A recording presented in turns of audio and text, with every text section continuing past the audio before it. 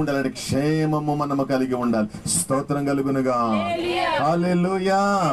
కాబట్టి ఈ రోజున ఈ క్షేమమును మనము పొందుకోవాలి అంటే మన జీవితంలో ప్రార్థన ప్రార్థన ప్రార్థన ప్రార్థన మన జీవితంలో ఉండాలి. యేసుకు స్తోత్రం కలుగునుగా. హల్లెలూయా. హల్లెలూయా.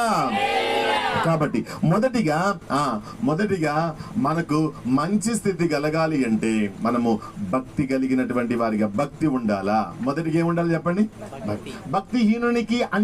భక్తిహీనుని యొక్క స్థితి అంట చూసినటువంటి వారికి ఏం కలుగుతున్నదంటే భయం కలుగుతుంది. ఎందుకంటే వారి స్థితి దినదినము దారుణాతి దారుణంగా తయారవుతుంది. బహు చెడ్డదిగా అది మార్చబడుతుందంట. స్తోత్రం కలుగును గాక. రోజు ఆరోగ్య పరిస్థితి ఏమైపోతుంది అంటే మందులు వేసుకుంటే చెప్పండి, మందులు వేసుకుంటే ఏం కావాలా? కొంచెం మెరుగుపరచబడాలి కదా, కొంచెం మెరుగుపరచబడాలి, ఇంకొంచెం బెటర్ అవ్వాలి. కానీ వీరు ఎన్ని మందులు వేసుకున్నా కానీ వీరికి ఎందుకు ఆరోగ్య స్థితి బాగుపడదు అంటే వారు దేవుని ఎదుట ఇదిగో భక్తి లేనటువంటి వ్యక్తులుగా వారు ఉంటూ ఉన్నారు. హల్లెలూయా. హల్లెలూయా.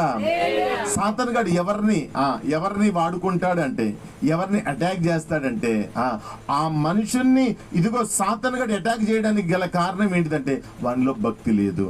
మనం ఎప్పుడైతే భక్తిలో తక్కువైపోతామో, పడిపోతామో, భక్తిహీనమైపోతా ఉంటామో, ఇదిగో చేయవలసినంత భక్తి దేవుని దగ్గర చేయలేకుండా ఎప్పుడైతే అయిపోతూ ఉంటామో సాతాను గాడు దాన్ని అదునుగా తీసుకుంటాడు. సాతాను గాడు నిన్ను అటాక్ చేయడానికి, నీ పరిస్థితిని అంతటి కూడా పతనం చేయడానికి, నిన్ను ఇదిగో పతాక స్థాయి నుండి పతన స్థాయిలోనికి దిగజార్చడానికి ఇదిగో ఆ యొక్క రీజన్, ఆ భక్తిహీనతనే సాతాను గాడు వాడుకుంటాడు. కాబట్టి ఈ రోజున ప్రభు సన్నిధిలో మనం ప్రార్థన చేయబద్దులంగా ఉంటూ ఉన్నాం. కడపడి స్థితి మొదటి స్థితి కంటే ఎలా అయిపోయిందంట? చెడుగా మారిపోయిందంట. వద్దయ్యా, మాకు అలాంటి స్థితి వద్దయ్యా. ఇదిగో మా స్థితి చెడు కాదు, మంచిగా చేయబడాలి, బెటర్గా మార్చబడాలి, మెరుగుపరచబడాలి. మా ఆర్థిక స్థితి ఇదిగో అది దినదినం ఏమైపోవాలి అంటే ఆశీర్వాదంగా మార్చబడాలి. హల్లెలూయా. హల్లెలూయా. కాబట్టి ఈ రోజున మనం కూడా కలిసి ప్రార్థన చేద్దాం, ప్రభు దగ్గర అడుగుదాం. దావీదు గొర్రెల కాపరిగా ఉన్న తన యొక్క స్థితి, గొర్రెల కాపరిగా ఉన్న ఆయన ఇంకా దినదినం దిగజారిపోలే. చాలా మంది చూడండి, ఒకప్పుడు వాళ్ళు మంచిగా కాపరిగా ఉంటారు కానీ ఒక్కసారి ఏదో తెగులు వస్తుందంట, గొర్రెలన్నీ కూడా ఏమైపోతాయంట, పశువులన్నీ ఏమైపోతాయంట, ఒక్కసారి ఆ తెగులు చేత మృత్యువాత పడతాయంట. అయ్యో ఏమైపోయాయంటే అయ్యో అన్ని చచ్చిపోయాయండి. హల్లెలూయా. మన ఇంట్లో అంతకుముందు నాటు కోళ్ళు ఉండే మన ఇంట్లో.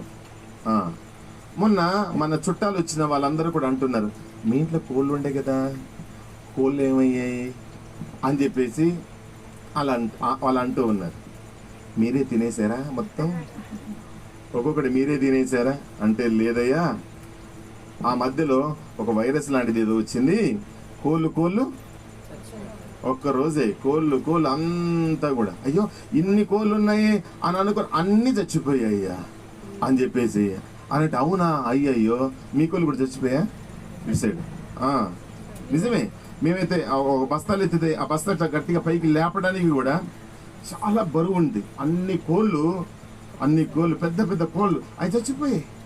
అయ్యో అంటే ఒక్కోసారి ఏమవుతుంది అంటే మనం కలిగి ఉంటున్న అవన్నీ కూడా నష్టమైపోతుంది. ఇప్పుడు గొర్రెల కాపరి అయినటువంటి దావీదు గొర్రెలన్నీ కూడా చచ్చిపోయి ఆయన యొక్క స్థితి దిగజారిపోలే, దీన స్థితికి అతడు రాలే, హీన స్థితికి అతడు వెళ్ళిపోలే. ఆయన స్థితి ఇదిగో మంచి స్థితిలోనికి అతడు వచ్చాడు. స్తోత్రం కలుగును గాక.